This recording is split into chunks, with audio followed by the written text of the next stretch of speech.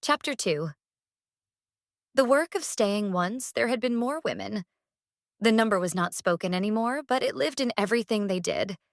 It lived in the way the work never seemed to end. In the way every task felt heavier than it should. In the way silence sometimes fell when someone stood too long at the edge of the meadow, staring toward the trees. With 10 women, the work had been divided evenly. With 10, there had been time to rest. Now there were 5. Each woman carried more than her share. Not because she wanted to, but because the meadow required it. Survival here was not gifted. It was earned every day, through repetition and discipline and the refusal to waste anything that might be needed later. New girls only appeared in winter.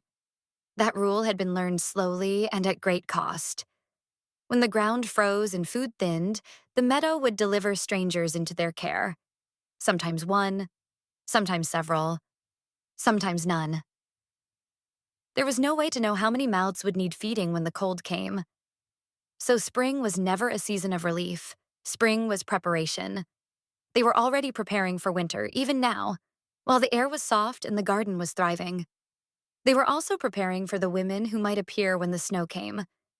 Those unknown arrivals shaped every decision they made. 3 root cellars had been planned long ago, back when there were more hands to dig. 2 were complete. The third was still being built, its walls rough and deep in the earth. The goal was to have all 3 filled by fall. No one said aloud how unlikely that felt with only 5 women left. They had animals now. Goats, 6 of them, and 2 were pregnant. Bunnies filled their hutches faster than expected, multiplying at a rate that made Charlotte uneasy. Wild pheasants lived in a reinforced coop, their eggs collected carefully each morning. Fish were pulled from the stream, cleaned, dried, and stored as jerky. Deer were trapped when Larissa was successful. Once, even a wild boar had come charging through the meadow. They had not had the tools then. The boar had panicked. 2 women ran. They crossed into the forest and they never returned. It had happened so early after they first woke here that no one remembered their names. No one let themselves try. Geeta woke before the sun. She always did. Her skin was deep brown, marked now with fading scrapes and bruises from her fall, and her thick, coiled hair hung loose around her shoulders, still tangled from the night she could not remember. She moved quietly, with care born from habit rather than fear. The animals came first. She fed the goats, checking their legs and eyes, murmuring to them as she worked. One leaned into her, warm and heavy with new life. Geeta rested her forehead against its side for a moment, breathing slowly. Then she moved on. The bunny hutches worried her. There were too many.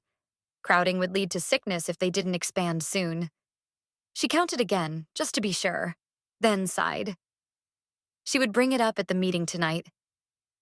She took her basket from its hook. It was sturdier than the others, woven thick and reinforced with wooden slats. A latch had been added to the lid, carved and fitted carefully so animals couldn't pry it open. Elizabeth had made that basket for her. Elizabeth had been furious while she did it. Geeta felt that anger every time she lifted it. Elizabeth had already been awake for hours. She stood broad-shouldered and solid beside the 3rd root cellar, dark skin gleaming faintly with sweat as she worked. Her hair was wrapped tightly back, practical and severe, nothing wasted in its styling. Her hands were rough from years of building, repairing, reinforcing. She checked supports that had already been checked. She tightened joints that did not need tightening. Her movements were sharp, controlled, and relentless. They needed Geeta. Elizabeth did not say it, but everyone knew. No one else knew how to manage the animals as well. No one else understood the clay. Every bowl, cup, jar, pot, and spoon passed through Geeta's hands. Without her, winter preparation would collapse. And Geeta had almost left. Almost taken all that knowledge into the forest. Elizabeth told herself her anger was practical. Winter was coming. The meadow was stable now only because of careful planning and strict routine. One reckless act could unravel years of work. But beneath that was fear. Fear that the order she had built could be undone by curiosity. Charlotte moved through the meadow with her gathering basket, her eyes scanning the ground as she walked. Her warm brown skin caught the light, and her long twists brushed her shoulders as she bent to harvest edible greens, medicinal roots, and firewood. She knew what was safe. She knew what healed. She knew what killed. That knowledge had come with loss. There were fruiting plants beyond the apple trees and berry patches they trusted. Bright, tempting things. Once, long ago, a girl had eaten from an unfamiliar bush. They buried her near the stream. Charlotte never forgot where. She gathered carefully now, marking plants in ways only she understood. She dried herbs in the rafters of the cottage, labeled by memory rather than words. She was glad Geeta was back. She did not understand how, but she was glad. Larissa worked the edges of the meadow where the grass thinned and the trees loomed close. She was tall and athletic, her dark skin marked by old scars, her long braids pulled tight and disciplined down her back. She hunted there, never crossing the tree line, but never turning her back on it either. She trapped rabbits and raccoons and sometimes deer. This week had been good.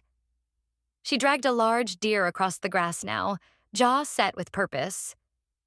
Her body ached, but she did not slow. Winter would not starve them if she had any say in it.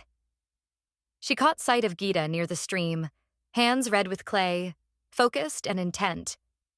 She nodded once. Not angry, not approving. Geeta nodded back. They understood each other well enough. Miriam was already in the cottage. She always was. She stirred the iron pot hanging over the fire, her movements steady and unhurried.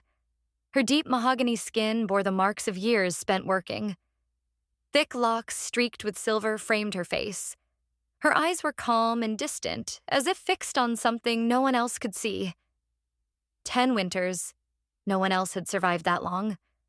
Miriam said little about the early days, but she remembered them clearly. When they first woke here, there had been very little. The cottage, the garden, a closet full of tools and cloth, gardening shears, sewing needles, thread, rope, yarn, twill, knives, axes, one massive iron pot. Fabric, too. Most of it was gone now. The first-year girls had wasted it, cutting it into decorations and unnecessary garments, trying to recreate a life that no longer existed. By the time they understood winter, it was too late. Now there was one bolt left. It was being saved. For winter. For the women who would come. Miriam had seen the meadow when food ran low. She had seen how fear changed people. She would not let that happen again. By midday, the first root cellar was filled. Not full, but stocked enough to count as a victory. Dried fish hung nearby in neat rows, the result of careful fishing and preservation. The stream had been generous this year. They ate when they could. Together, if possible. Miriam packed baskets for each woman to take back to her work.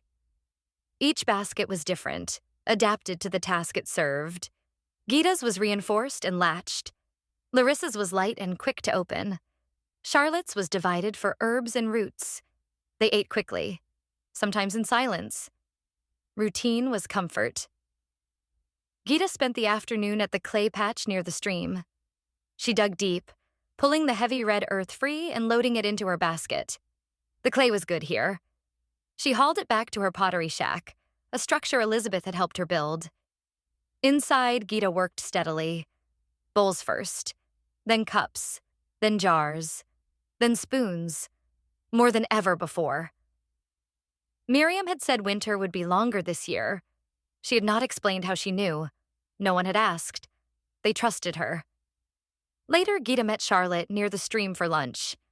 They sat with their feet in the cool water, baskets between them. "Do you ever think about leaving?" Charlotte asked. Geeta hesitated, then nodded. "All the time." "Where would we go?" Geeta frowned. "Somewhere we remember." They sat quietly.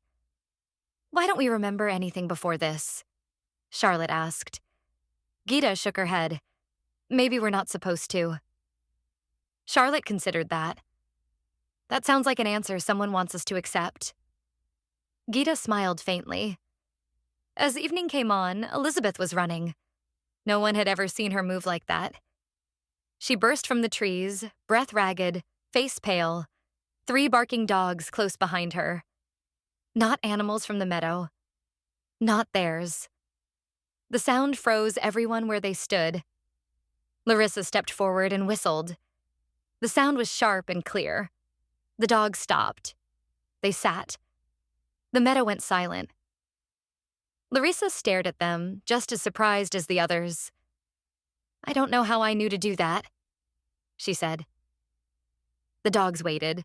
The forest stood very close, and winter was coming.